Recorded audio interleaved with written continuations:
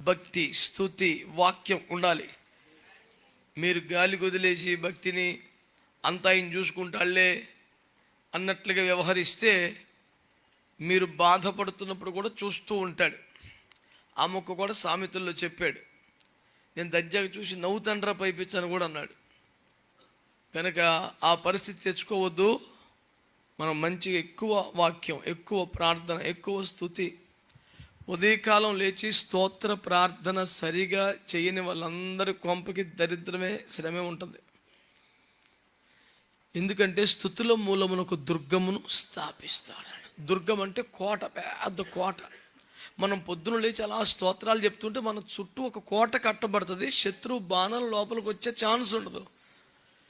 ఏదో పని ఉందనో, రాత్రి లేట్ అయిందనో, నీరసంగా ఉందనో, అర్జెంట్ అనో నువ్వు స్తోత్ర ప్రార్థన చెప్పకుండా గబగబా బయటికి వెళ్ళిపోతే ఈ లేటర్లు అక్కడ అవుద్ది రోడ్డు మీద.